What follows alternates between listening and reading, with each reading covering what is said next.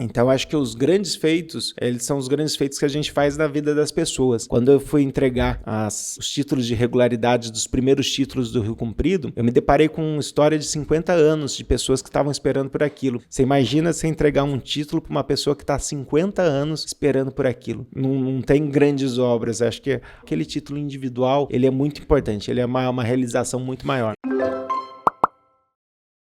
Olá, tudo bem? Estamos começando mais um podcast aqui com o Celso Florencio. Ele é pré-candidato a prefeito de Jacareí. E hoje a gente vai bater um bate-papo aqui bem legal. E eu sou cidadão jacareiense que fala? Jacareiense, tá? Eu moro aqui já há 35 anos, então, além de entrevistador aqui, eu também sou morador da cidade. Então a gente vai ter um bate-papo bem legal aqui que você vai gostar, tá? Então, muitas dúvidas que você, jacareiense, tem, você vai esclarecer hoje aqui, tá bom? Então, não percam. Celso, prazer estar aqui com você. Muito obrigado pela sua presença, pelo seu tempo. Se apresenta um pouco pra gente, pra galera te conhecer, quem ainda não te conhece. Fala um pouquinho de você. Obrigado, favor. Diego. Obrigado pela oportunidade de estar aqui, me apresentar. Sou Celso Florencio, também sou jacareiense, nascido e criado aqui no Parque Santo Antônio. Morei em Jacareí até 18 anos, aí eu saí de Jacareí, fui fazer faculdade fora, fiz faculdade de Economia na Universidade de São Paulo, depois fiz mestrado e doutorado na Fundação Getúlio Vargas e voltei a convite do prefeito Isaías, na época candidato Isaías, para trabalhar na Prefeitura de Jacareí. Na época eu não estava morando em Jacareí e foi uma oportunidade muito boa de voltar para casa, de voltar para a minha cidade natal, a cidade que eu nasci, que eu sou criado, que a minha família está aqui, e ter a oportunidade de trabalhar. Muitas vezes a gente fica na crítica da prefeitura, do governo, dos governos, mas quando a gente tem a oportunidade de estar do outro lado e poder fazer diferente, a gente muitas vezes não está. Então eu volto para cá com muito prazer, e nesses 7 anos eu trabalhei bastante à frente da Secretaria de Governo, depois da Secretaria de Governo e Planejamento, houve uma fusão das duas secretarias, me dediquei muito à cidade e agora parto para essa nova jornada, que é ser pré-candidato a prefeito da minha cidade, do qual eu tenho muito orgulho, e tenho muito orgulho de ter sido escolhido por um grupo político grande, um grupo político que dá suporte hoje ao atual prefeito, o prefeito Isaías, e esse grupo político me escolheu para seguir esse projeto de sucessão, por acreditar em mim, por acreditar nos meus valores e, sobretudo, na minha capacidade de liderar um grupo que vai fazer diferença na vida do jacareiense nos próximos anos. Legal. Então você já está há 7 anos no governo, participando de forma direta? Exatamente. Como secretário de governo, a gente começou primeiro quando a gente chegou na prefeitura de Jacareí, em 2017, a gente encontrou uma dificuldade muito grande financeira.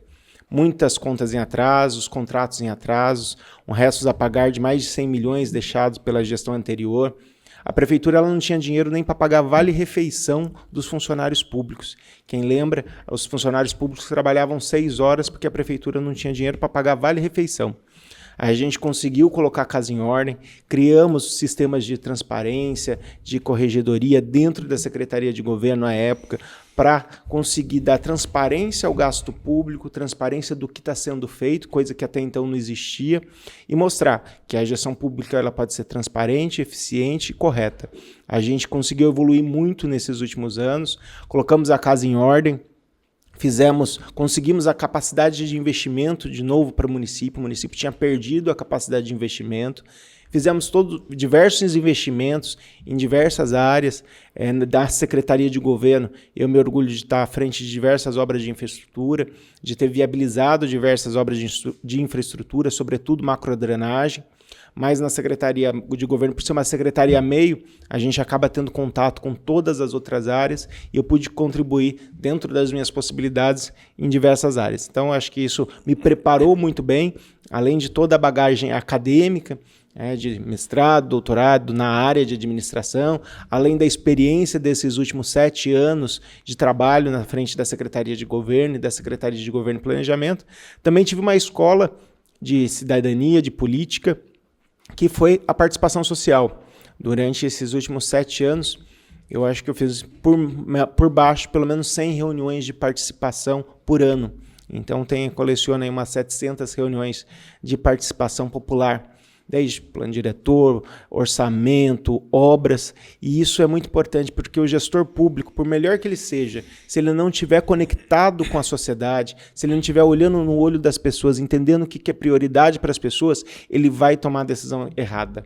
Porque todo mundo atrás de uma mesa de gabinete não sabe o que está passando na rua. Então a gente precisa ter esse contato com a população para entender o que de fato é importante, o que de fato é relevante. Porque quando a gente está falando de gasto público, a gente está falando de uma coisa que muitas vezes ela não vai atender a tudo. O recurso municipal ele não vai atender todas as demandas. Então a gente precisa estabelecer prioridade, precisa estabelecer o que é mais importante para atacar o que é mais importante. Nesses últimos anos, macrodrenagem passou a ser um desafio. E a gente encarou, investimos 100 milhões nos primeiros anos, estamos investindo 130 milhões agora. Só uma pergunta, desculpa te cortar agora, mas é importante para a gente entender. Eu sou morador aqui, a gente paga impostos e tudo. Vocês entraram então, há 7 anos atrás, estava com uma dívida de 111 milhões. A gente tinha um resto a pagar de mais de 100 milhões de reais. Mais de 100 milhões de reais, isso 7 anos atrás. Isso, mais de 100 milhões e a prefeitura não tinha absolutamente recurso nenhum para nem pagar vale-refeição. Sim, então, eu lembro dessa época que teve, se eu não me engano, o bombeiro também ficou sem vale-refeição, guardas municipais, que inclusive é o que cuida da cidade, né? São os guardas, a polícia, o bombeiro, se caso você precisar ir. Para onde ia esse dinheiro, cara? Então, a gente cancelou diversos contratos estranhos, sem muita utilidade para a administração pública. E muitos contratos foram cortados, muitos contratos foram reduzidos, muitos contratos foram renegociados. E a gente começou a ter uma recuperação dessa capacidade de investimento. Ou seja, com o mesmo recurso, a gente começou a fazer caber o orçamento do município, fazer as despesas caberem dentro da receita. E ainda sobrar. Para a gente poder recuperar essa capacidade de investimento.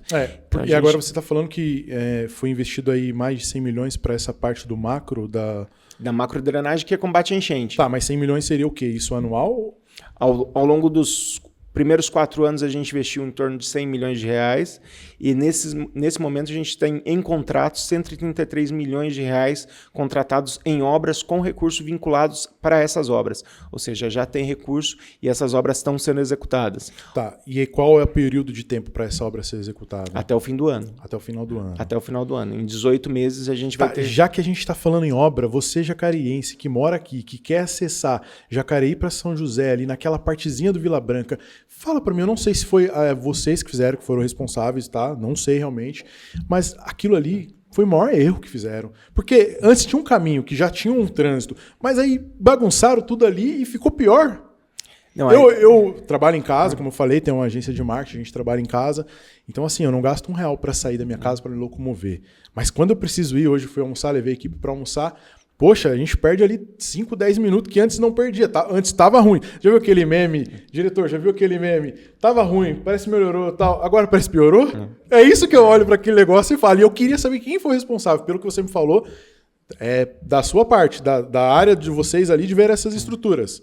Ó, tá cansado aí de gravar conteúdo com celular e às vezes não saber como fazer e a qualidade não ficar tão boa? Aqui você tá no lugar certo. Você precisa criar conteúdos para internet, conteúdos em podcast, YouTube, conteúdos para Instagram e Facebook também. E aqui no AlugaCast você tem tudo isso, um plano especial para você. Quer saber mais? Clica aqui e fale direto com a gente.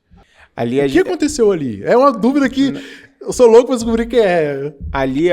Primeiro, ali é uma área de concessão da Nova Dutra. Então, foi uma obra executada pela prefeitura, com recurso de contrapartida de empreendimentos, mas é uma obra que foi executada dentro de uma área de concessão da Nova Dutra.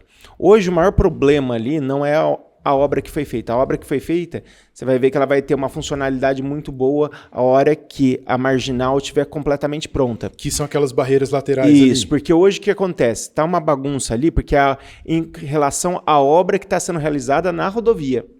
Então, ou seja, a obra que está sendo realizada hoje na rodovia, inclusive aquela alcinha pequena que foi feita ali, ela é provisória.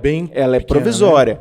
Aquela alça ela é provisória. Enquanto estivesse sendo construída a marginal ao lado, então aquela alça ela foi uma válvula de escape, porque você lembra, há 3 meses atrás, o quão pior era. Acho que se você mora ali no Vila Branca, você sabe o quanto, sem as reformas da Dutra, ali já era caótico. já tinha um problema muito grande no horário de pico, de se você ter um trânsito parado na Getúlio Vargas, bem para frente da JTU, as pessoas demoravam às vezes 20 a 30 minutos para conseguir sair de Jacareí por ali. Então, aquela semaforização foi para organizar o trânsito. Hoje ela não está 100% funcional, porque você tem uma obra na rodovia Presidente Dutra que está atrapalhando a vida de todo mundo. Então, a hora que essa obra da rodovia estiver pronta, aí você tem uma funcionalidade. Mas aí aquela partezinha estreita, ela vai continuar? Não, aquela partezinha ela é provisória. Ela é provisória enquanto você não tiver feito a marginal. Porque tiver a marginal, ela vai aumentar, no caso. Isso, daquilo vai ser fechado. Aquilo foi feito provisoriamente para marginal. Qual vai ser o acesso à Dutra? Pela aquela antiga marginal, ela vai ser duplicada. Então, ela vai voltar a ser o acesso por lá. Mas hoje ela está em obras. Então, precisou se fazer essa... E aí uma pergunta. Quanto que é o gasto disso daí para fazer isso aí? Essa obra da Dutra é da concessionária. Não, da essa prefeitura. De Jacareí ali, da parte de Jacareí, o acesso da Dutra, sem ser o da concessionária. Ali a obra ficou em torno de 2 milhões de reais. E ali é a Jacareí que paga, no caso. Ali foi, porque a gente precisava... Deveria ser a Dutra, porque é uma área de jurisdição da Dutra. Mas como a gente tinha um problema crônico de trânsito naquele ponto, e a Dutra, infelizmente, não se manifestava para resolver, a gente foi e executou a obra. Agora, quando a obra estiver finalizada, a obra da Dutra, que a gente está aguardando, aí vai melhorar muito para todo mundo. Para quem está no Vila Branca e também para quem usa Getúlio Vargas para sair para pegar a rodovia Presidente Dutra. Então, Entendi. É uma obra que hoje ela pode não estar sendo bem efetiva, porque você tem a obra da Dutra. Então, até o final do ano, a gente acredita que a nova Dutra tenha finalizado a parte dela naquele trecho de Jacareí e que todo o trânsito volte à normalidade ali e muito melhor do que era, porque foi feita essa remodelação. Entendi. Aí, assim, não é uma pergunta, não sei se tão inteligente, se talvez deixasse a Dutra terminar o que ela estava fazendo sem ter feito o que foi feito, porque, tá bom, antes era 20, 30 minutos, agora talvez seja 15 minutos, quase 20. Tipo, eu quero que você entenda o seguinte, nós, como morador daqui, que acessa ali, vai e volta, como eu falei, não trabalho, graças a Deus, tendo que pegar ônibus, essas coisas, mas eu conheço pessoas, tenho família, mãe, pai, irmã, minha irmã trabalha em São José, inclusive ela passa ali, e sempre eles falam disso, e quando eu trabalhava eu passava ali, e quando eu vou de vez em quando eu falo, parece que ficou a mesma coisa. O que eu quero dizer, será que não seria talvez viável esperar terminar a Dutra, a parte deles, e depois aí fazer a parte ali de Jacareí? Por quê? Aquilo, o exemplo, o copo tá meio sujo. Tá sujo, né? Tá sujo, vamos supor, tá sujo. Aí você vai lá, limpa mais ou menos. As pessoas vão falar, elas vão questionar. Tá indo dinheiro ali, tipo, foi meio que desnecessário, o que parece aos nossos olhos. Pode ser que, como você falou, quando a Dutra terminar ali, vai ficar legal e o acesso vai ser legal. Mas aí que eu tô te falando, será que não foi uma jogada talvez um pouco precipitada? Que se talvez eu esperasse eles terminarem a parte deles, aí fazia e entraria com... Mas você sabe o caos que estava no Vila Branca e na saída para pegar a Dutra, conforme com a obra da Dutra, né? As pessoas, quando começou a obra da Dutra, as pessoas passaram a demorar 60 minutos para conseguir sair, porque a Dutra jogava naquela marginalzinha ali da Century, do lado de São José, as pessoas, e o trânsito refletia, a Estrada Velha ficou toda parada, a Estrada do Imperador toda parada, a Getúlio Vargas toda parada, por decorrência de uma obra da Dutra.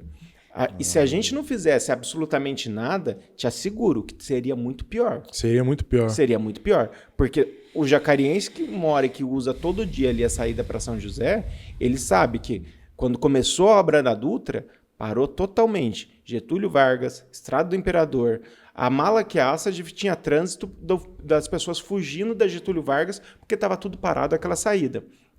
E as pessoas preferiam vir até a Malaquiaça, sair pela segunda entrada, sair pela Malac, porque já saía direto na Dutra, do que entrar naquela marginal da Centro, que ficava o trânsito todo parado e refletia em Jacareí inteiro. Então, se a gente não tivesse organizado aquele trânsito, a coisa seria muito pior. Então, eu acho que o jacariense que usa ali todo dia e que acompanha ali diariamente sabe que foi um ganho ali aquela organização do trânsito, porque você tinha ali uma confluência de um fluxo muito grande que vem da Avenida das Letras com a Getúlio Vargas, todo bagunçado aquele trânsito. As pessoas não sabiam, parecia a Índia, né? Não sabia quem que vai, quem que volta, quem que vai, que ninguém dá preferência. Então, você precisa organizar. Trânsito, se você não organiza, você deixa caótico. Então, o que é a semaforização que foi feita ali? Se aumentou as faixas, se aumentou a largura da pista, entrou-se um pouquinho para o canteiro para dar maior rádio de giro, semaforizou, cortou o canteiro. Porque você organiza todo o trânsito. Quando você não organiza o trânsito, aí os carros ficam um disputando com o outro e nesse que um disputa com o outro, você tem uma redução da velocidade média para todo mundo. Então, organizar o trânsito é a melhor forma de você dar fluidez. Tanto que você pode ver que em diversos lugares, onde você tem um trânsito muito grande, você tem semáforo em rotatória, que não é interessante, mas quando chega a ficar muito pesado o trânsito, você semaforiza a rotatória, porque você tem um fluxo muito grande que precisa ter uma certa organização. Então, isso é muito importante. A organização do trânsito, ela tem alguma coisa muito mais...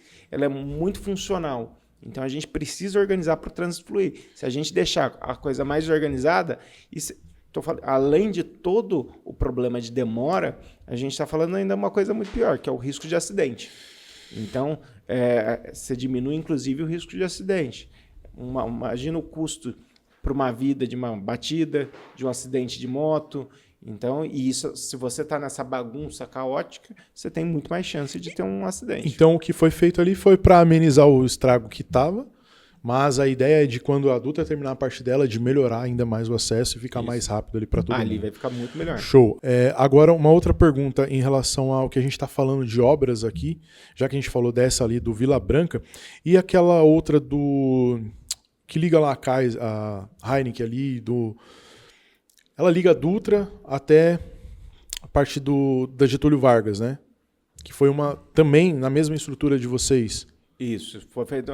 A gente tem um projeto de anel viário que é fazer um arco por toda a cidade, porque hoje todo o trânsito de Jacareí ele conflui para o centro da cidade e a gente precisa tirar esse trânsito que não tem o centro como origem nem como destino do centro da cidade. Então, a gente tem um macro projeto que é ligar da Getúlio Vargas a Castelo Branco, da Castelo Branco a mala que é Ácide, essa foi feita. A mala que a gente já ligou até o Parque Meia Lua, também já está pronta.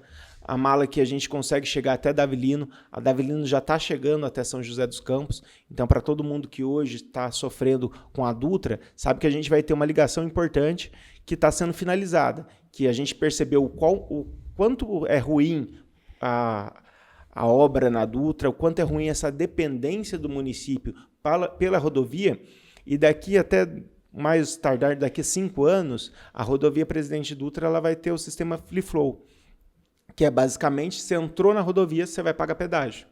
Você vai pagar um pedágio proporcional, mas você entrou na rodovia, você vai pagar um pedágio. E o jacareense usa a rodovia Presidente Dutra. Então, a gente precisa hoje... Imagina a pessoa que está no Emília, que está no Esperança, que quer acessar a rodovia Presidente Dutra, ela precisa ter uma via interna, sem passar pelo centro da cidade, sem passar pela Dutra. Porque daqui a... Que é essa que liga a mala que é Ácide. Exatamente, ali. Que é a Mário Covas. E ela está funcionando normal, perfeitamente. Certinho. Eu ouvi falar, assim... Estou te perguntando porque é o que a população aqui fala, né? Que teve um erro lá, que ela acho que ficou bem menor, aí foi interditada, aí ter que reformar de novo. Aconteceu isso de fato ou não? Isso. A empresa contratada ela errou no projeto, ela fez a saída quase menos de 1 metro a menor da norma técnica. A gente notificou a empresa refez todo o trecho sem nenhum custo ao município. Então, houve um erro da empresa, a prefeitura notificou, a empresa foi obrigada a arrumar sem absolutamente nenhum custo ao município. Então, isso é importante deixar claro que a obra foi realizada, hoje ela está dentro de todas as normas técnicas e entregue à população. A população que usa diariamente a ponte Mário Covas, as pessoas confundem um pouco a ponte com o viaduto. Então, a ponte ela é enorme. A alça de acesso, que é uma coisa que ficou menor e precisou ficar menor porque tinha problemas com áreas de desapropriação, não tinha como desapropriar a estação de tratamento da Heineken, nem a parte de subenergia da Heineken, ela precisou ser feita a menor, mas toda dentro das normas técnicas. Então, qualquer pessoa que quiser pegar uma trena e ir lá medir as normas técnicas, pode ficar à vontade que está tudo dentro das normas técnicas. Houve um problema inicial, a gente constatou o problema, mandou a empresa corrigir sem nenhum custo ao município. E hoje ela está funcionando normal e aliviou bastante o trânsito de Sim. quem quer ir para o Emília, no caso, Emília para Vila Branca e vice-versa. Exatamente. Também, né? Facilitou muito. As pessoas chegam a economizar 15 minutos no horário de pico. Agora, você dá 15 minutos para a pessoa na ida, 15 minutos na volta, você está dando 30 minutos de dia a mais para essa pessoa, né? Você tira ela do trânsito. Então, eu acho que isso é muito importante, você entregar qualidade de vida para as pessoas. É o que, por isso que eu estou até te perguntando, né? Eu, como morador aqui, a gente sempre quer ver o benefício, o que é de bem nosso, né?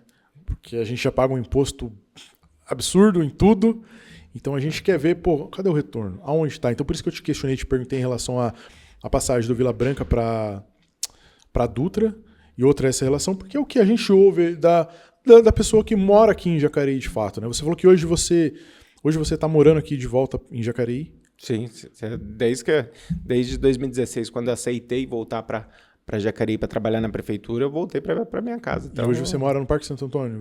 Hoje não estou mais no Parque Santo Antônio, mas mudei mais próximo da prefeitura para ficar mais perto. No centro? Isso, mas continuo morando na Jacareí, comprando em Jacareí, vivendo em Jacareí. Acho que é muito importante. O jacareense tem que vivenciar a cidade. É uma das coisas que a gente analisa, né? O exemplo, a pessoa mora lá em São Paulo ou outro lugar e quer vir administrar a cidade. Talvez porque ela tem um currículo grande e tal, enfim. Mas só quem mora de fato na cidade, quem conhece os problemas, os bairros, a situação da saúde, a situação de fato da segurança, e, enfim, sabe de fato como é que funciona, entendeu? Exatamente. Você tem alguns fatores. Primeiro, como eu disse, para você ser um bom gestor público, você precisa saber as demandas da população. Sim. E estar em contato direto com a população. E não é só durante a campanha. Você precisa estar o tempo inteiro. Eu fiz 100 reuniões todos os anos para discutir orçamento, para discutir obra, para discutir plano diretor, para discutir plano de arborização, tudo. Porque é muito importante você olhar no olho da população e entender o que é prioridade. Como você disse, a prefeitura tem arrecadação com impostos. Tudo bem que a parte da prefeitura é a menor parte. A arrecadação de impostos vai para o Estado, para a União. Uhum. Mas o grande prestador de serviço é a prefeitura. E se eu não entender qual que é a demanda da população, o que é prioridade, quem que mais está precisando, você vai ser um gestor público que vai estar trabalhando, por mais que você seja efetivo, você não vai estar sendo eficiente. Você vai estar fazendo com que, tendo boas ações, mas não é isso que a população precisa, nem é isso que a população quer. Você precisa estar o tempo inteiro conversando com essa população, e o fato, no meu caso, de ser jacariense, de ter minha vida aqui, de ter minha família aqui, de ter toda a questão de gostar de Jacareí, de estar em Jacareí, de viver em Jacareí, isso é muito importante, porque isso faz com que a gente se debruce mais, a gente tenha mais motivação de trabalhar pela nossa cidade. Isso eu acho que é muito importante, é um diferencial. Sim, legal que sua família está toda aqui. Eles ainda continuam no Parque Santo Antônio? Ainda tem família na cidade inteira, mas tem bastante no Parque Santo Antônio também. Legal. E deixa eu te perguntar, me conta quais foram os seus maiores desafios durante esses 7 anos para fazer o trabalho que você pretendia fazer ou fez para a cidade, e quais os maiores resultados, as realizações que você teve ao longo desses 7 anos? Acho que o maior desafio, quando a gente chegou, foi colocar a casa em ordem. Devido ao valor que você falou de dívida. Exatamente. Devido ao valor de dívida, das situações dos contratos, da falta de transparência, da falta de correição dentro da administração pública. Se você não tem transparência, o que te assegura que você está fazendo a coisa correta? Você precisa passar para a população a informação correta de como está sendo feito, como está sendo gasto. E eu acho que eu me orgulho muito de ter passado por um governo que teve 7 anos, chegando a 8 anos, que não tem um escândalo de corrupção. Mas isso é trabalho de toda uma equipe, e liderada pelo prefeito, mas de toda uma equipe correta, toda uma equipe que leva isso a sério. Então, acho que esse primeiro foi o grande diferencial. A gente arrumar a casa e colocar a casa de uma forma transparente, de uma forma que faça com que as pessoas consigam enxergar isso. Com isso, a gente recuperou a capacidade de investimento. E eu tive à frente do financiamento junto ao CAF. Então, muita gente às vezes pergunta como eu estou envolvido em obra, se eu sou engenheiro. Não, sou economista, cuidei do financiamento. E tenho muito orgulho de ter trazido esse financiamento para Jacareí, porque hoje é esse financiamento que está viabilizando todas as obras de macrodrenagem, que é combate à enchente. A gente está falando de combater enchente. A gente viu no Rio Grande do Sul o que está acontecendo, o que aconteceu, as pessoas perdendo tudo. Hoje, a gente está investindo 133 milhões de reais em 18 meses para combater a enchente.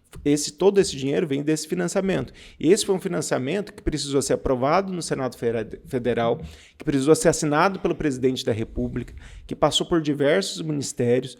Então, é um financiamento que foi muito difícil para a gente conseguir. E eu acredito que foi um feito como economista, ter viabilizado toda essa recuperação do município financeira, de ter que o prefeito Isaías tenha todas as contas aprovadas pelo Tribunal de Contas. Isso não era realidade no nosso município. Pouquíssimos prefeitos tiveram contas aprovadas. Nos últimos 10 anos, antes do prefeito Isaías, dá para contar 1 ou 2 contas foram aprovadas.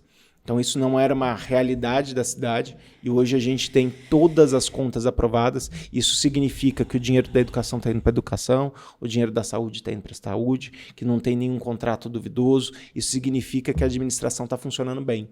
Então, acho que esse foi o grande desafio, colocar a casa em ordem, colocar a gestão financeira para funcionar e recuperar a capacidade do município investir. De investir em grandes obras, como mobilidade, como as das quais eu já citei, a obra de combate à enchente e obras de qualidade de vida. A gente está fazendo diversos parques lineares espalhados pela cidade, sobretudo nas regiões mais vulneráveis. Rio Comprido é um bairro que eu tenho um carinho muito grande. Minha mãe foi professora no Rio Comprido, quando o Rio Comprido, a escola era de lata. E eu tive orgulho de estar à frente da Secretaria de Planejamento e a gente conseguir regularizar o bairro. Hoje o Rio Comprido é um bairro regular. A gente já entregou quase 200 títulos de regularidade das casas, ainda tem quase 600 já no cartório e tem outros ainda para serem entregues. E hoje o Rio Comprido tem escola em tempo integral, tem uma UBS nova, está todo pavimentado, tem iluminação e vai ganhar um parque linear com uma escola, com uma biblioteca nesse parque linear para dar um maior conforto e qualidade de vida para a população. Então, acho que os grandes feitos, eles são os grandes feitos que a gente faz na vida das pessoas. Quando eu fui entregar os títulos de regularidade dos primeiros títulos do Rio Comprido, eu me deparei com uma história de 50 anos de pessoas que estavam esperando por aquilo. Você imagina você entregar um título para uma pessoa que está há 50 anos esperando por aquilo. Acho que não tem grandes obras. Acho que aquela questão individual, aquele título individual, ele é muito importante, ele é uma realização muito maior. Esse título que você fala é a regularização da casa, no caso? Exatamente. O bairro ele não era regular, a gente regularizou o bairro, a gente levou toda a infraestrutura que estava faltando na parte regular do bairro e a gente regularizou o título da casa. É como se você morasse na sua casa e você, a qualquer momento, alguém pudesse te tirar daquela casa, porque aquela casa não pertencia a ninguém. Ou pertencia a uma empresa que era dona do terreno e não pertencia a você. Quando você dá o título de regularidade para aquela família, você está dizendo que aquela casa é daquela pessoa, que ela vai poder deixar de herança para os filhos dela. Se ela precisar vender, ou ela quiser vender, ela pode, porque ela tem um título comprovando que aquela casa é dela. Você imagina para uma pessoa que chegou no Rio Comprido, quando o Rio Comprido não tinha água, quando o Rio Comprido não tinha esgoto, quando o Rio Comprido não tinha asfalto, que o índice de criminalidade era altíssimo, que não tinha escola, que quando chegou a escola era de lata. Hoje ela está, além de um bairro regularizado, com agora opções inclusive de lazer, ela tem o título da sua casa. Isso vale mais do que qualquer grande obra. Entendi. E essa conquista do título, ela é muito difícil? Sim, porque é um processo muito moroso. Primeiro, o Rio Comprido, se fosse fácil, não tinha demorado 50 anos, né? O Rio Comprido... Não, eu tô te perguntando isso porque eu morei no Jardim do Vale e lá a grande área que pega toda a beirada do bairro em si não tem escritura nem nada. Inclusive, quando a gente foi morar lá, que era tudo terra, era lá nessa beira ali, que não era a beira do rio, ainda era longe do rio, mas era a última rua lá do bairro. E era toda beirada ali, ninguém tinha escritura nem nada. E assim, eu tenho 35 anos, meus pais moram lá ainda não na mesma casa, mudaram para uma casa que tem escritura, enfim. E lá também tem mais de 60, 70 anos, algumas pessoas que também ainda não tiveram isso, entendeu? Assim como lá também, eu acredito no Igarapés, no Rio Comprido, enfim, Parque Minha Lua também tem uma área ali da Lagoa Azul, enfim. Lagoa Azul foi regularizado. Tem tudo quanto é lugar dentro de Jacareí, né? É porque você tem um trabalho que primeiro, você precisa levar a infraestrutura. Segundo, precisa estar de acordo com as leis ambientais. Então, muitas vezes você vai se deparar com cota de enchente. No Rio Comprido tem uma área que está destacada que a gente não vai conseguir regularizar por enquanto. A gente precisa fazer obras de drenagem porque está dentro da cota de enchente. Você não consegue regularizar. No Rio Comprido? No Rio Comprido. Você tem... a gente vai regularizar 1.200 unidades, mas vai ter algumas ainda que, por estar em cota de enchente, por estar na APP do Guatinga, por estar na APP do Rio Comprido, ela tem um trâmite diferente. Porque daí você tem uma legislação ambiental. Então você tem que levar toda a infraestrutura, água, esgoto, saneamento, asfalto, equipamentos públicos. Aí precisa fazer todo o levantamento topográfico para demarcação, precisa ver se não tem nenhuma questão que possa impedir. No caso do Rio Comprido, a gente tinha a Prodesa, que era a dona da área, a dona da gleba. Inclusive, em 2015, a Prodesa tinha ganho uma ação de reintegração de posse que poderia colocar todo mundo para fora. Então, você tem todo um trâmite judicial também. Então, você tem não depende só da prefeitura. Você depende de outras instâncias, você depende do Poder Judiciário, você depende dos órgãos ambientais, você depende do cartório, você depende do material técnico, você depende do governo do estado, que entra com cidade legal, você depende de uma série de fatores. No caso as 600 unidades do CDHU do Campo Grande, a gente entregou os títulos de regularidade. Das 600 casas? Das 600 casas. Desde a década de 90, quando foi entregue o CDHU do Campo Grande, não tinha título de regularidade. Então foi um trabalho... Eu lembro daquele ali quando era mato, viu? A gente cortava aquele caminho ali, você lembra? Ali que tinha o Pazem ali... Eu já lembro com o CDHU ali, e eu era pequeno, porque o CDHU eu era pequeno e lembro que... ele foi construído no começo da década de 90. Eu nasci em 88, era pequeno, mas eu lembro que era gramadão, terra ali, a gente cortava... Fazia parte do viveiro ali. Isso, a gente cortava para ir ali. Uma das questões que a gente precisou intervir para conseguir regularizar foi tirar o CDHU da gleba do viveiro, porque você tem todo... E aí você precisa fazer um levantamento com todos os confrontantes. É um trabalho bem exaustivo, mas que precisa ser feito.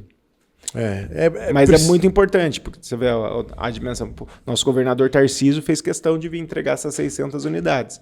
O tamanho da importância disso para essas famílias. O quanto isso reflete na vida das pessoas. Inclusive a minha avó, ela teve um apartamento lá. Quando lançou lá, eu não lembro como que era, se ganhava ou se comprava mais barato, eu não lembro. Ganhava, mas ela teve. Ganhava do governo do estado, acho que foi na época do Covas. Ela foi uma das primeiras a ter ali, o apartamento ali. Então hoje ali já está regularizado. Mas aí tem outros, né? Por exemplo, Bandeira Branca, Santo Antônio Boa Vista também, que passa pelo mesmo processo para ser regularizado? Não, ali já estão regularizados. Ah, já? Santo Antônio da Boa Vista, ele é Minha Casa Minha Vida, já é outro trâmite, já foi entregue. Então já é outra coisa também. Entendi. E deixa eu te perguntar uma outra coisa. O que a população pode esperar da nova administração de vocês? Porque vocês vieram 7 anos, encontraram a casa bagunçada, arrumaram, consertaram, estava em débito e já conseguiu ter dinheiro para poder viabilizar várias outras coisas. E o que nós, como população, podemos esperar? Quais são as melhorias? Qual o plano de governo para, no caso, você for eleito aí nesses 4 anos de mandato? São 4 anos, né, prefeito? São 4 anos. A população pode esperar um governo correto, honesto e competente. Acho que isso são valores que precisam ser levados para a administração pública. Costumo dizer que a gente tem que trabalhar em 5 grandes áreas. Na saúde, a gente tirou os atendimentos do porão da Santa Casa. As pessoas lembram como era o atendimento no porão da Santa Casa. A gente conseguiu levar para a UPA Dr. Telmo, agora a gente tem outros desafios. Iniciar a construção do pronto-socorro municipal, que vai dar origem a um novo hospital municipal, fortalecer as UBS para que os UBS tenham mais resolutividade e façam com que o UPA fique desafogado. Construindo o pronto-socorro municipal, a gente consegue também aliviar o UPA e aliviar a Santa Casa, que são 2 lugares que hoje estão sobrecarregados por conta da ausência do pronto-socorro municipal. A gente Não tem pronto-socorro hoje? Qual é? Não, o pronto-socorro hoje ele funciona dentro da Santa Casa. Da Santa Casa, pronto-socorro. Ele funciona hoje dentro da Santa Casa. Você construindo um pronto-socorro municipal, um leito de internação, um leito de UTI, você consegue dar à Santa Casa um fôlego para ter mais leitos para cirurgias eletivas e também desafoga o UPA, você consegue desafogar esses 2 equipamentos. Então a gente avança para a construção de um hospital municipal, mas a gente primeiro precisa dar início para o pronto-socorro. A gente precisa avançar na resolutividade das UBSs para desafogar, inclusive, o próprio UPA e também humanizar o sistema de saúde. A gente tem uma proposta que é o remédio em casa, que é basicamente levar remédio para quem mais precisa. O que seria isso? A pessoa que tem dificuldade de locomoção, que está longe da farmácia, que é idosa, que não consegue ir na farmácia, a gente disponibilizar um motoboy para que ele vá e faça essa entrega. Como o sistema de iFood mesmo, as pessoas, uma entrega de pizza, exatamente, mas para as pessoas que mais precisam, para a gente também humanizar esse tratamento. Na educação, a gente construiu 13 creches em 7 anos. Então agora a gente tem um desafio maior, que é fazer com que essas creches tenham um horário ampliado, ou não um horário ampliado de tempo na escola, mas um horário ampliado ou dimensionado conforme o horário das mães. Tem muita mãe que trabalha no sábado, que trabalha no comércio, não tem com quem se deixar seus filhos. Então a gente precisa fazer com que as creches, as escolas também tenham horários que possam possibilitar as mães terem uma jornada de trabalho mais tranquilas e também avançar no ensino integral. Até essa proposta é bem importante deixar claro que a gente vai ter, inclusive, uma contratação maior de funcionários, porque a gente vai ter uma demanda maior de horários para atender as crianças. E é muito importante, né, para a mãe ter a segurança de que ela pode trabalhar deixando seu filho num lugar que ele está bem alimentado, que ele está seguro, que ele está tendo estímulos de aprendizagem. A gente também vai investir no ensino integral, tanto no infantil como no fundamental. E isso é muito importante, porque você dá educação para as crianças, você dá oportunidades para essas crianças, a gente está trabalhando com a cidade do futuro. Se a gente quer entender que cidade que a gente vai ter daqui a 20 anos, a gente precisa ver o que a gente está fazendo agora na educação. Então a gente não vai medir esforços para melhorar a qualidade do atendimento da educação e, sobretudo, investir no ensino integral também, para dar maior segurança para as famílias poderem trabalhar e deixar essas crianças seguras, bem alimentadas. Muitas vezes, a refeição da escola é a melhor refeição que a criança faz. E a gente precisa ter isso muito claro. Terceiro eixo é infraestrutura. A gente encontrou uma cidade com diversos problemas de enchente. No Jardim Luiza, para você ter uma ideia, a gente precisou desativar uma escola, o Guaraci, e levá-lo para o prédio da Univap. Foi alugado num prédio da Univap, porque toda vez que chovia, a escola enchia d'água e as crianças tinham que ir para cima da carteira. Qual escola? Era o Guaraci, que hoje está do lado do Décio na Univap. Ele ficava ali no Jardim Luiza, em frente do colégio CEP. Ah, sei. Então aquela escola precisou ser desativada. Por quê? Porque você tinha um problema de enchente crônico no Jardim Luiza há 30 anos. Hoje, pode chover, não tem mais problema de enchente no Jardim Luiza. Isso que a obra nem está acabada.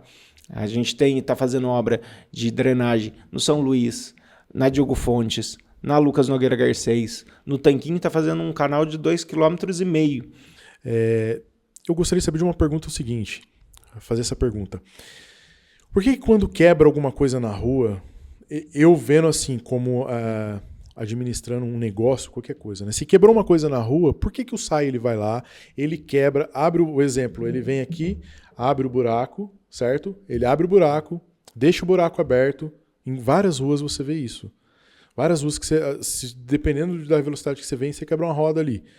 E aí ele não tampa, não resolve isso logo, vem depois outra equipe do SAI para fazer o serviço. Um exemplo, uma igreja no Jardim Emília, uma vez o responsável pela igreja falou que o SAI foi lá, abriu um buracão na calçada dele, achou um vazamento e largou lá, aberto. Como várias pela rua, você vê, você sabe que é real isso. E aí depois de alguns dias ele vai lá para tampar, para fazer aquele retrabalho. Não seria mais viável e econômico ele vir, abrir, onde está o problema aqui e tal, e já com a equipe, e já resolver, evitando assim outros possíveis retrabalhos, transtorno, alguém cair num buraco, como você falou, qualidade de vida, ou então que ninguém quebre o carro ali? Não seria mais viável? Até ele economizaria na gasolina, economizaria no tempo, porque ele já foi ali para resolver. Não vai abrir e deixar aberto, como esses dias eu vim do São João ali, que as ruas ali todas, nossa, é asfalto, mas toda esburacada, que você passa ali no carro, parece que vai quebrar. E aí tinha uma baita de uma lombada não, um abertão lá, e a galera desviando, quase entrando no posto. Qual é o desafio deles? Será que é incompetência do SAI de ver isso aí e não resolver? Ou é uma jogada que eles fazem para, sei lá, ganhar tempo? Não sei. Eu gostaria de saber isso aí, que eu sempre tive essa dúvida. E como morador, acredito que muita gente tem, porque a gente Você já trabalhou com gestão alguma vez na vida? Gestão do que você fala? Gestão de qualquer coisa. Sim, sim. Então você sabe que um serviço ali do SAI, ele pode ir lá, ele abrir, ele pode demorar 10 minutos, ele pode demorar 1 hora, ele pode demorar 2 dias, ele pode demorar 3 dias, ele pode demorar 1 semana para conseguir resolver o problema. Agora, você imagina a cara do munícipe, se ele vendo a equipe de asfalto paradinha, esperando ver se é 10 minutos, se é 1 hora, se é 1 dia, esperando simplesmente para tampar. Então, o que acontece? O SAI, quando ele vai... Mas a gente vê... Deixa eu terminar, desculpa. O SAI, quando ele vai, ele precisa fazer o trabalho. E a nossa galeria é uma galeria muito antiga. Então, quando ele vai lá, ele recorta, ele vai fazer o trabalho ali, ele não sabe o que vai encontrar, porque ele precisa entender o que ele vai encontrar. Uma coisa é você saber que tem um vazamento, outra coisa é a dimensão do vazamento, o que precisa ser feito, se vai precisar de alguma peça que precisa ser vinda. Então, se tem ou não também. Exatamente. Então, você tem que você precisa finalizar um trabalho que são equipes totalmente diferentes. E o custo de uma equipe de asfalto é muito alta. Então, não tem como você ficar deslocando uma equipe para ficar de braços cruzados esperando ver o que vai ser feito.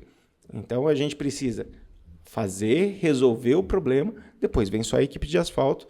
Se houver uma demora, aí eu acho que tem que ligar lá no 0800 do SAI para denunciar a demora, mas não tem como a equipe ficar lá de braços cruzados esperando resolver. É um custo para o município que não faz sentido. Um município que tem tantas prioridades, você deixar alguém de braços cruzados esperando para ver se o serviço vai ficar pronto ou não, se dá tempo de fazer hoje ou se vai passar o dia inteiro de braços cruzados e só vai conseguir no dia seguinte fazer o trabalho dele, acho que não é muito racional. Que depende da proporção do trabalho também. E também naquilo, né? A gente não sabe de fato o tamanho da proporção do estrago, né? Às vezes é simples, às vezes também é muito complexo. Exatamente. Que não consegue resolver na hora. É como uma reforma de banheiro. Se você tiver uma casa antiga, se for reformar o seu banheiro, você pode querer trocar uma pia, você acaba tendo que trocar o azulejo inteiro. O trabalho às vezes demora mesmo. Uma coisa é você fazer uma implantação de algo novo. Você vai construir um banheiro, você sabe exatamente o que precisa. E você sabe mais ou menos o tempo que você vai gastar. Agora, quando você vai fazer uma reforma, você quebra uma parede, você não sabe o que você encontra. Você não sabe se você vai quebrar um piso, você vai ter que trocar o chão inteiro. Então, quem conhece um pouquinho reforma sabe a dificuldade da previsibilidade de reforma. Isso numa cidade onde você tem galerias com 50, 60 anos, você achar que você vai ter previsibilidade de entender o que está acontecendo ali... É difícil, né? É quase impossível. Bom, e em questão da segurança, em relação... Mas você tinha pedido para eu falar do plano de governo? Isso. Eu não consegui terminar. Na verdade, quais são os pontos mais importantes? Você falou em relação à saúde. Saúde, educação. Comecei a falar de infraestrutura, que é da macrodrenagem. Depois, na sequência, a gente precisa falar de saneamento, que é chegar em 100% de saneamento na nossa cidade. Água, esgoto tratado. Nos próximos 4 anos a gente saiu de 60%, chegamos a 91%. Então, a gente consegue, nos próximos 4 anos... Isso em 7 anos? Isso em 7 anos. Então... Saímos de 60%, chegamos em 91% e conseguimos chegar a universalizar nos próximos 4 anos, chegar a 100% de água, esgoto e esgoto tratado na nossa cidade. Chegar a 100% de LED, já no primeiro ano, chegar a 100% de LED. E mobilidade a gente precisa terminar o anel viário que a gente começou. Hoje falta do trecho que liga a região oeste a leste, falta fazer a ligação da Lucas Nogueira Garcês com a Castelo Branco. Então, aí a gente vai ter uma avenida que sai da Lucas Nogueira Garcês, que vai pegar todo o trânsito do Esperança, do Imperial, do Pedramar, do Igarapés. E vai ligar na Castelo Branco, na Avenida da Heineken, passando pela Mário Covas, chega até o Santa Maria, na Malaquiassage, chega não até passando pela Dutra. Isso, não passando pela Dutra. Então, essa avenida é para não passar pela Dutra. E a Lucas Nogueira Garcês, que você falava, vai pegar ela lá no final, lá já... Isso na altura próximo do Banquiô ali, bem em frente ao Esperança ali. Então tem o campo de futebol ali, sair com uma avenida daquele trecho, chegar até a Castelo Branco, da Castelo Branco chegar até a Malaquiassage. A Malaquiassage hoje já chega no Parque Meia Lua. Isso foi uma conquista muito grande para o bairro, porque o Parque Meia Lua, durante 50 anos, não teve uma ligação direta com o centro da cidade. Você precisava passar pela Dutra. Quando a gente teve a greve dos caminhoneiros em 2019... a gente ficou quase uma semana sem conseguir coletar lixo no Parque Meia Lua, porque não conseguia passar. Acesso, né? Não tinha até acesso. Tinha ali o... Não, acho que até tinha esse acesso ali, mas ele ainda não era... Ele não era pavimentado. Não era pavimentado. Era bem ruinzinho de entrar ali, porque eu lembro que eu já passei por ali de moto, dava pra passar, mas não era legal. Em dia sem chuva.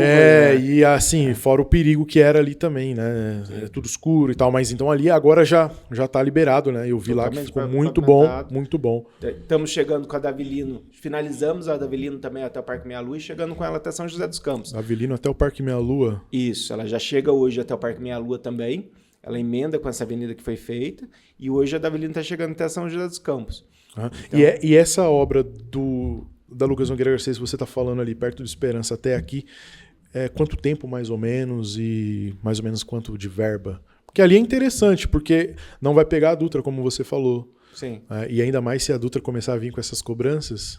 Então o brasileiro já vai poder escapar disso daí andando dentro da sua própria cidade, que é possível. Sim. Né? Só que é um tempo e um gasto também para a obra. E quanto tempo mais ou menos previsto para isso? Essa é uma obra, como a gente tem ali todo um tratamento de solo, porque ali é solo turfoso. Tem isso também. Então ali é uma obra de pelo menos 18 meses. 18 meses? 18 meses de obra. Então, por conta da qualidade do solo daquela região. Ali é turfa é um solo de baixa aderência, então se não fizer todo um tratamento, a avenida não... Pode ceder. Ela vai ceder, ela não vai ter qualidade. Então, inclusive a terra lá, ela cede mesmo, é uma terra muito, muito frágil. E depois, na sequência, ligar o Vila Branca, a rotatória do Viva, ali pela Estrada Velha, criar mais uma saída para o Vila Branca, da rotatória do Viva, chegar no Pedregulho, no Santa Marina, depois do Santa Marina... O Viva é onde você está falando Viva? Na Estrada Velha.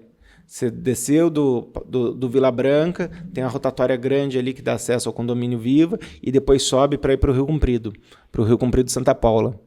Ah, sim. Ligando ali? Isso. Lá do Vila Branca, no caso, né? Essa nova... Do Rio Comprido você está falando, né? Isso. Ligando ali.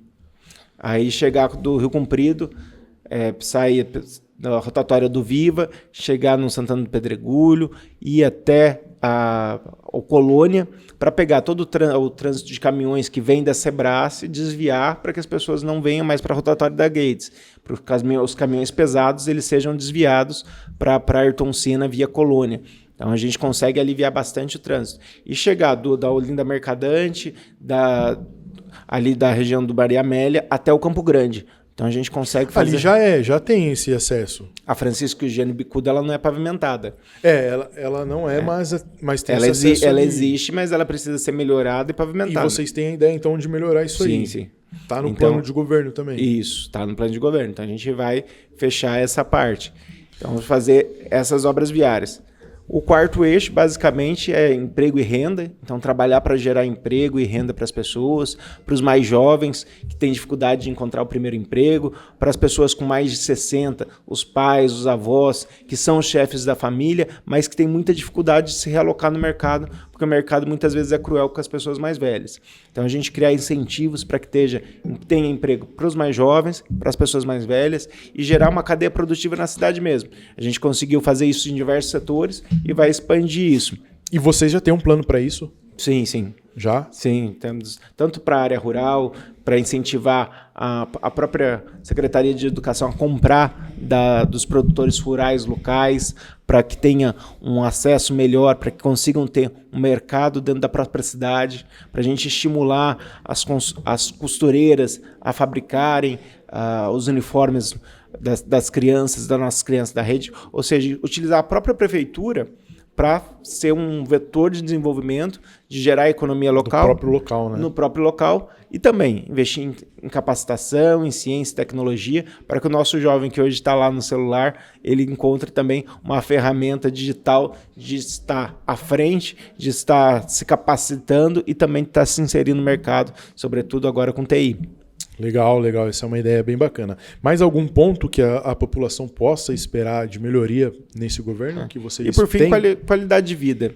A gente investiu em muitos parques, áreas públicas, vamos continuar investindo em esporte, em lazer para as pessoas, para que as pessoas possam ter qualidade de vida na nossa cidade, possam ter uma prática esportiva, ter práticas culturais na nossa cidade, sobretudo para a gente ter uma economia no sistema de saúde. Quando a gente fala de qualidade de vida, a gente investe em qualidade de vida, a gente reduz o custo de saúde. Sim. A gente reduz o custo de internação, a gente reduz o custo de medicamento.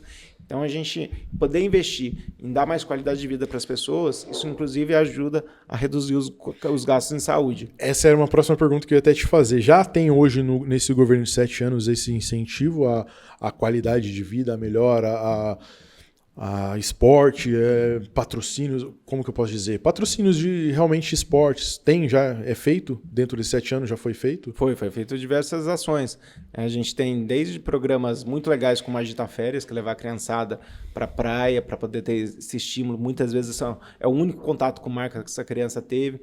Tem lei de incentivo municipal, o FADEMP, que ajuda atletas de alto rendimento, ajuda em competições esportivas dos nossos atletas.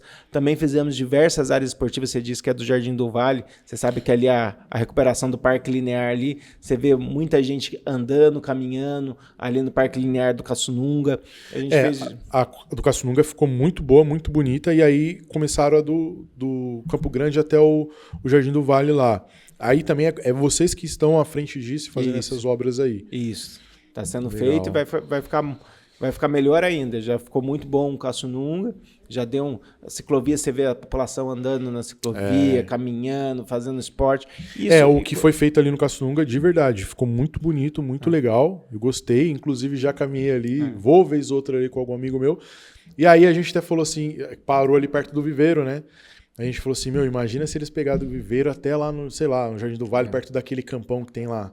Sim. Ficaria legal. E aí é o que vocês estão fazendo ali, que eu vi que já começamos com já a ciclovia, começou ali, com calçada, com iluminação. Então vai ficar muito bonito lá também. Vai a gente ficar vai legal. levar os equipamentos. E ali também é uma entrada de rota de ciclistas, de turismo rural. Então também é uma coisa que precisa ser fomentada. E agora, em relação à segurança, aos guardas municipais, à PM... Como que é feito isso? Porque até me fizeram uma pergunta aqui.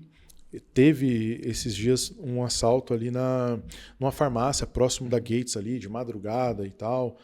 O que vocês pensam em relação a isso aí, a parte da segurança para nós, população de Jacareí? Bom, a Polícia Militar é do Estado, então a gente não tem como exercer poder sobre a Polícia Militar. Mas da Guarda Civil, sim. A Guarda Civil, sim. A Guarda Civil, hoje, ela está na rua. A Romu hoje ela está na rua, a guarda está muito mais bem equipada, foi feito o plano de carreira da guarda, também houve diversos aumentos de referência para a guarda também, que isso estimula o nosso guarda a estar, e torna a carreira mais competitiva. E a gente também criou o COI, que eu acho isso muito importante. Legal. Que é o centro de câmeras. Aquelas câmeras lá em cima lá. Isso. Uma pergunta para a gente é interessante também, população. Essas câmeras, elas funcionam 24 horas? 24 horas, não desliga em nenhum momento e tem sempre alguém monitorando essas câmeras. Tem uma equipe de monitoramento. Isso. A ideia é que a gente chegue, pelo menos no primeiro ano, mais 400 câmeras, que é trazendo essas câmeras para toda a cidade, para que a gente possa dar maior segurança para as pessoas. E hoje, segurança a gente combate com inteligência. As câmeras avançaram muito desde que a gente implantou o COI. Hoje você tem reconhecimento facial nas próprias câmeras, você consegue digitar no sistema, preciso localizar uma pessoa de estatura média de blusa vermelha. Ele vai trazendo pessoas que possam ser possíveis suspeitos. Já pega todas as placas de carro, já faz a vistoria se o carro é roubado, se tem algum problema, se tem alguma denúncia. Então, hoje a gente tem, ela consegue localizar a suspeita, ela consegue localizar foragidos. A gente tem um sistema de câmeras maior e mais eficiente, a gente consegue levar no que compete ao município de segurança pública melhor qualidade para a população. E isso também foi implantado nesses 7 anos do governo. Aí, isso, o primeiro COI foi implantado, agora a gente precisa expandir. Você acredita que o que é prioridade hoje? Você falou muito da parte da... Como que é? A pavimentação, não, a drenagem. A drenagem. Essa é a prioridade hoje do governo ou não, ou tem outra? Acho que a gente trabalha com diversas prioridades quando a gente trabalha em administração pública. Saúde é uma grande prioridade e sempre vai ser, porque as coisas mudam, a gente vai investindo e outras demandas vão aparecendo. Educação, a gente tem uma grande prioridade, que além da melhoria do nosso sistema de educação, é o avanço de suporte para as crianças com autismo. Então, hoje a gente está vendo um avanço do número de crianças autistas na rede, que a gente precisa dar inclusão, que a gente precisa dar um melhor tratamento. Na macrodrenagem, ainda há pontos que precisam ser feitos, como Ramira Cabral, como Santa Cecília, Minas Gerais, que também precisam de macrodrenagem. A gente tem como prioridade mobilidade, a gente está entregando quase 40 quilômetros de ciclovia, mas é muito importante que a gente não pare com isso, para que a gente tenha ainda, a gente consiga dar qualidade para o ciclista, para que esse ciclista, inclusive, seja um carro a menos e possa trafegar com segurança. Jacareí, para quem tem mais de 30 anos, sabe que Jacareí era conhecida como a cidade das bicicletas. E elas simplesmente desapareceram porque o trânsito ficou pesado demais. Então a gente precisa voltar a uma cidade que dá para fazer transporte de bicicleta, desde que você tenha segurança. Então, a gente precisa continuar investindo nisso. Então, a gente tem diversas prioridades, mas saúde, educação, assistência, as regiões que mais precisam, infraestrutura sempre vão ser prioridades principais de qualquer governo. Vocês dividem um pouco para cada também, não tem como focar só em um ali. Não, você precisa ter prioridades nas áreas. Você precisa escolher o que você vai atacar em cada área, mas toda área tem que ser prioritária. Não tem como você dizer que saúde é mais prioritária que educação. As duas são prioritárias. Não tem como você dizer que drenagem, combate a enchente não é prioritário. Toda vez que chove tem gente perdendo as suas coisas, tem gente correndo risco de vida. E isso é prioridade. Então, a gente precisa identificar e tentar atacar o máximo de prioridades possíveis. O que você gostaria de falar, talvez que a gente não perguntou, não falou aqui? Eu até tinha conversado com eles, né? A gente mora aqui, então a gente tem como posso dizer, minha família mora aqui, assim como a sua também, eu vi que você tem um carinho aí pela família e pela cidade também, a gente também. Então, procurei trazer o máximo de perguntas e ideias do que a gente vive, vê e acontece, né? Então, por isso que se faltou alguma coisa também, fique à vontade, se quiser falar, a gente está aqui para bater esse papo. Eu queria deixar para todo mundo que está nos assistindo um recado importante de que é preciso votar com muita responsabilidade. A gente está fazendo a nossa campanha muito limpa, baseada em propostas, trazendo propostas reais. Então é importante que o jacariense avalie. Eu vou convidar todo mundo que está nos assistindo a seguir a página no Instagram, no Facebook, olhar as propostas. Lá a gente tem colocado propostas quase que diariamente para a nossa cidade, porque eu acho que uma campanha ela tem que ser pautada em propostas. Uma campanha a gente tem que elevar o nível da discussão de cidade. E acredito que não só eu, mas o grupo que está comigo é o grupo mais preparado para conduzir a cidade nos próximos 4 anos. É o grupo correto, honesto, mostrou competência e que vai continuar mostrando competência e para que Jacareí continuar dando grandes avanços. Jacareí avançou muito nos últimos anos, é só comparar a Jacareí de 2016 com a Jacareí de agora. E a gente tem uma oportunidade de continuar avançando e de mostrar que Jacareí é uma cidade de oportunidades, uma cidade que tem muita qualidade de vida e que nós vamos trabalhar muito para fazer do jacareense ter uma vida com muito mais qualidade de vida e muito melhor e nessa terra que a gente tanto ama. Show de bola, show de bola. Agora eu tenho uma outra pergunta aqui. Por que nós, como população, devemos considerar a opção Celso Florencio como prefeito da nossa cidade? Bom, alguns motivos eu já explanei, né? Primeiro, eu acho que é ter capacidade de conhecimento de estrutura, né? Você não contrata uma pessoa para gerenciar uma empresa que se você não sabe o currículo dela. Eu acho que eu tenho um bom currículo, seja ele acadêmico, seja ele profissional, 7 anos de experiência dentro da prefeitura, mas já participei de consultoria econômica, já trabalhei na Embraer, já tive outras experiências antes de vir para a administração pública. E eu acho muito importante a gente, além de ter o currículo, além de ter a capacidade, saber ouvir a população. Então, esse eu acho que é o grande diferencial. E é o grande diferencial não só meu, mas do grupo que está comigo. Muitas vezes o prefeito, o secretário, o diretor, ele toma decisões sem comunicar. Muitas decisões são tomadas pelo secretário sem que o prefeito saiba. E isso com qualquer gestão. Mas é muito importante você ter no grupo pessoas que tenham os mesmos valores, que compartilhem dos mesmos valores. Então, e eu estou cercado de um grupo de pessoas sérias, de pessoas que querem o bem de Jacareí. E não é por promoção pessoal, não é por questões partidárias, de se lançar na próxima eleição. Não, é um grupo que quer trabalhar por Jacareí. É um grupo que vive nessa cidade, é um grupo que está aqui, que tem raízes aqui e que eu tenho certeza que não vai medir esforço para fazer de Jacareí uma cidade ainda melhor. Bom, pessoal, hoje entrevistamos aqui nesse bate-papo aqui, na verdade, gostei muito de conversar com ele, pré-candidato a prefeito de Jacareí, Celso Florencio. Qual é o partido mesmo? PL. PL, tá? E foi um bate-papo bem legal, bem esclarecedor. Eu perguntei muita coisa aqui que muito cidadão aqui da cidade gostaria de perguntar devido a algumas conversas que eu já tive com essas pessoas. Então, eu sugiro que você assista do começo ao final.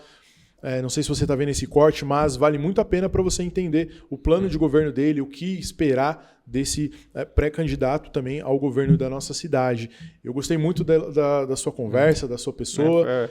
Achei interessante os pontos ali também, porque alguns às vezes fica só falando do que foi, né? Só do que aconteceu e tal. Você não, apresentou um monte de ideias, de melhorias para a cidade e que, na verdade, é o que a gente quer. A gente quer ver as melhorias. O que passou realmente tem importância. Você não ficou falando do passado, mas mostrou um futuro melhor, né, para a cidade, que tem potencial de crescimento.